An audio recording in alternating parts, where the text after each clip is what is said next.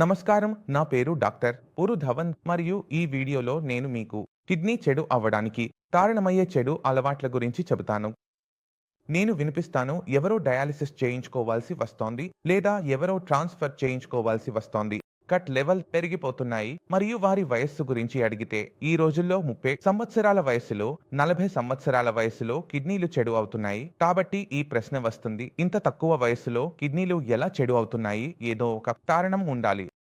కాబట్టి ఆ కారణాలను పరిశీలించినప్పుడు బీపీ మరియు షుగర్ వాటిలో అత్యంత ముఖ్యమైన కారణాలలో ఒకటి అని మనం చూస్తాము. బీపీ చాలా ఎక్కువగా పెరిగింది, షుగర్ కూడా ఎక్కువగా పెరిగింది. బీపీ షుగర్ గురించి మాట్లాడుతాం, కానీ ఈ బీపీ షుగర్ ఎందుకు పెరుగుతున్నది గురించి మాట్లాడడం లేదు. కాబట్టి వారి లోతుల్లోకి వెళ్ళినప్పుడు చూస్తే ఈ జన్ పీపుల్లో కొన్ని చెడు అలవాట్లు ఉంటాయి. అవి కిడ్నీ ఫెయిల్ అవ్వడానికి కారణమవుతాయి. ఒక చెడు అలవాటు ఉంది. ఉదాహరణకు నాకు ఒక చెడు అలవాటు ఉంది. నేను రాత్రి నిద్రపోను, రాత్రి టీవీ చూస్తూ కూర్చుంటాను లేదా గేమ్స్ ఆడుతాను. ఇప్పుడు నేను రాత్రి ఈ పనులు చేస్తున్నాను. రోజులో కొంచెం సమయం నిద్రపోయి 6 గంటల నిద్ర తీసుకుని ఆఫీస్కు వెళ్ళాను. కాబట్టి ఈ మొదటి చెడు అలవాటు రాత్రి నిద్ర లేకపోవడం ఎంత ప్రమాదకరంగా మనం ఇప్పుడు అర్థం చేసుకుంటున్నాం. నా శరీరంలో ఏమి జరిగింది? ఒత్తిడి వచ్చింది. మెదడు మొత్తం శరీరంలో అలసటగా ఉంటుంది. ఆఫీసులో నేను పని చేయించుకుంటాను. ఇప్పుడు నా బీపీ పెరగడం ప్రారంభమైంది. నేను బీపీ పెరిగినట్లుగా హై బీపీ కారణంగా నా కిడ్నీపై ప్రభావం చూపించడాన్ని చూడవచ్చు. ఇప్పుడు మేము రెండవ చెడు అలవాటుపై వెళ్ళాం. అది పైకిల్లర్స్. నా తలలో నొప్పి ఉంది. నా మోకాళ్లలో నొప్పి ఉంది. మేము కెమిస్ట్కు వెళ్ళిపోతాము. లైన్లో నిలబడాలి. 500 లేదా 1000 రూపాయలు ఫీజు. సార్ మందులు రాస్తారు. అందుకే నేను కెమిస్ట్కు వెళ్ళి మందు ఇవ్వమని చెబుతాను. ఇప్పుడు డాక్టర్ ఇచ్చిన మందు మరియు కెమిస్టు రాసిన మందులో ఏమి తేడా ఉంది? నేను మీకు వివరించడానికి ప్రయత్నిస్తున్నాను. డాక్టర్ మీ వయస్సును చూస్తాడు, మీ నొప్పి ఉన్న ప్రాంతాన్ని చూస్తాడు. తర్వాత ఈ మందు లివర్కు కూడా బాగుంటుందా, ఇది కిడ్నీకి కూడా బాగుంటుందా మరియు పేషెంట్ యొక్క నొప్పిని కూడా తగ్గిస్తుంది అని ఆలోచిస్తాడు. అంటే అతను ఒకటి తీరుతో 3 శికారాలను చేస్తాడు మరియు మీకు ఆ మందు రాస్తాడు. ఆ మందు రాసినందువల్ల మీ నొప్పి, కిడ్నీ కూడా కాపాడబడింది, లివర్ కూడా కాపాడబడింది. కెమిస్టు ఏమి చేస్తాడు అంటే కెమిస్టు ఆలోచిస్తాడు, ఇది నా పేషెంట్, ఇది నా దగ్గర తరచూ వస్తుంది. నేను దీని ప్రయోజనాన్ని పంచుకుంటాను. ఇది చౌకగా ఉండే గోళిని ఇస్తాను. మీకు దీని లోపల ఏమి ఉందో అర్థం లేదు. అది మీ శరీరంపై ఎలా సైడ్ ఎఫెక్ట్ ఇవ్వగలదో మీకు దాని గురించి కూడా అర్థం లేదు. మీరు బాగు అయ్యారు, తర్వాత బాగు కాలేదు. మీరు ఆ గోలిని తిన్నారు, సుఖం వచ్చింది. గోలులు చాలా ఉన్నాయి. నేను తిన్నాను, అర్ధ గంటలో నొప్పిలో సుఖం లభించింది. మరుసటి రోజు మళ్ళీ తలనొప్పి. మీరు మళ్ళీ చేరుకుంటారు. కెమిస్ట్ వద్ద 1 గోళీ మరియు 2 ఇవ్వండి. అతను ఇచ్చాడు. తర్వాత మరుసటి రోజు మళ్ళీ నొప్పి. మొత్తం పత్రం తీసుకువస్తారు. ఇప్పుడు అలవాటు అయింది. ప్రతి రెండవ మూడవ రోజున నొప్పి వస్తుంది. 1 గోళీని తింటారు, బాగు అవుతుంది. మనం ఇది చేసినప్పుడు కిడ్నీని చెడగొట్టే కొన్ని సాల్ట్స్ ఉంటాయి. అయితే మీరు ఏమి చేశారు అంటే సెల్ఫ్ మెడికేషన్ చేశారు. మీరు అక్కడ కమ్మస్ తిన్నారు. మీ కిడ్నీకి, లివర్కు, మీ శరీరానికి నొప్పి ఎందుకు వస్తోంది, ఏ కారణం వల్ల వస్తోంది అనే దానిపై దృష్టి పెట్టలేదు. నొప్పి యొక్క కారణం అదే ఇంటాక్ట్గా ఉంది. ఇది మీకు నిరంతరం నొప్పి ఇస్తూనే ఉంటుంది. అప్పుడు అది నిరంతరం నొప్పి ఇస్తుంటే మీరు నిరంతరం పైన కిల్లర్ తింటూ ఉంటారు మరియు మీరు ఒకటి సైకిల్లో చిక్కుకుంటారు. అందువల్ల మీరు అనుకున్న చికిత్స అది మీకు చౌకగా పడుతుంది. అది మీ జీవితంలో అత్యంత పెద్ద తప్పులలో ఒకటిగా మారుతుంది మరియు దానిపై అంతగా డబ్బు ఖర్చు చేయాలి. మీరు ఆ తర్వాత కేవలం విచారం మాత్రమే చేయగలరు, మరేది చేయలేరు.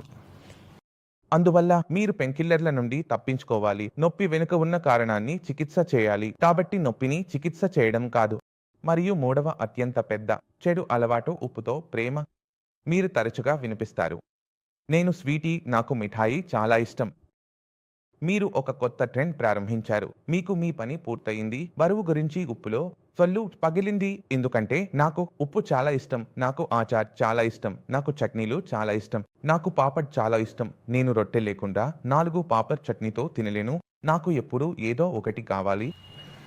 అందువల్ల మీ ఉప్పు తినే అలవాటు ఎక్కువగా ఉంటే మీరు ఎంత ఎక్కువగా ఉప్పు తీసుకుంటారో మీ బీపీ అంత ఎక్కువగా పెరుగుతుంది. మీ బీపీ ఎంత ఎక్కువగా పెరుగుతుందో మీ కిడ్నీలు చెడిపోతున్న అవకాశాలు అంతే వేగంగా పెరుగుతాయి. మీ కిడ్నీలు చెడిపోకపోతే మీ బీపీ మాత్రం కొన్ని ఆరోగ్య సమస్యలు కలిగిస్తుంది. కాబట్టి ఈ ఉప్పు తీసుకునే అలవాటును తగ్గించాలి.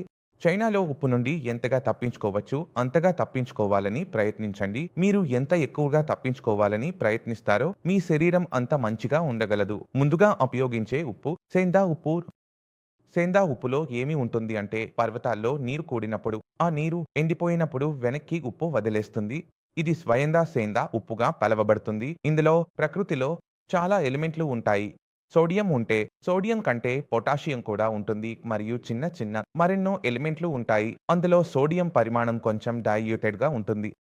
మనం దీన్ని ఉపయోగించినప్పుడు బీపీ అంతగా పెరగదు, కానీ మనం ఉపయోగించే సీ సాల్ట్ వల్ల బీపీ పెరుగుతుంది. అది రిఫైన్డ్ ఉప్పు, అందువల్ల బీపీ అంతగా పెరగదు. కానీ ఇప్పుడు మనకు అందుతున్న ఉప్పు నాణ్యత మనం ఎక్కువగా ఉపయోగిస్తే బీపీ అధికంగా ఉండే సమస్య ప్రతి రెండో మూడో ఇంట్లో కనిపిస్తుంది.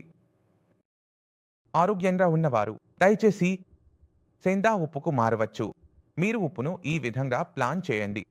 ఒక ప్యాకెట్ సేందా ఉప్పు కోసం, మరొక ప్యాకెట్ సాధారణ ఉప్పు కోసం మీరు కొన్నిసార్లు సేందా ఉప్పు ఉపయోగించవచ్చు, కొన్నిసార్లు సాధారణ ఉప్పు ఉపయోగించవచ్చు. కానీ కిడ్నీ ఫెయిల్యూర్ ఉన్న రోగులు వారు ఇలాంటి మార్పులు చేయకూడదు. సేందా ఉప్పు తీసుకోవడం మంచిది కాదు. ఇది ఇప్పుడు మీకు ప్రమాదకరంగా మారవచ్చు. ఎందుకంటే అందులో పొటెన్షియల్ పరిమాణం ఎక్కువగా ఉంటుంది. కాబట్టి మీ డాక్టర్ను అడగకుండా సేందా ఉప్పు ఉపయోగించడం చేయకండి. ఏదైనా ధరకు గుర్తుంచుకోండి. ఇప్పుడు మనం 4వ బ్యాడ్ హ్యాబిట్ పై వెళ్దాం. అది నీళ్లు తాగడం కాదు. నీళ్లు తాగడం ఎలా చెడు అలవాటు అవుతుంది మీరు కూడా ఆలోచిస్తున్నారని అనుకుంటున్నాను. ప్రయత్నించండి. ఇప్పుడు వేసవి కాలం, మే జూన్ కాలం. మీరు ఇక్కడ కూర్చొని ఉన్నారు, మీకు వేడి అనిపించడం లేదు. మీరు కొంచెం నీళ్లు తాగారు, మీరు పనిలో బిజీగా ఉన్నారు, మీకు త్రాగాలనిపించిందని తెలియడం లేదు. మీ బ్రేక్ తీసుకోకుండా, మీరు రిలాక్స్ చేయకుండా మీరు మీకు త్రాగాలనిపించడం గమనించలేరు. మీ గొంతు పొడిగా మారుతోంది. మా ఏ ప్రాంతం నుండి నీటి పరిమాణం ఇంటెక్ చాలా తక్కువగా మారితే మా కిడ్నీలు చెడు అవ్వడం ప్రారంభిస్తాయి. ఎందుకంటే శరీరంలో ఉన్న ఉప్పు బయటకు వెళ్ళలేకపోతుంది. శరీరానికి చాలా తక్కువ నీటితో అన్ని ఫంక్షన్లు చేయడం కష్టం. మూత్రం చాలా పసుపు రంగులోకి మారుతుంది. మూత్రంలో కడుపు నొప్పి మొదలవుతుంది. మేము దాన్ని పక్కన పెట్టేస్తాము.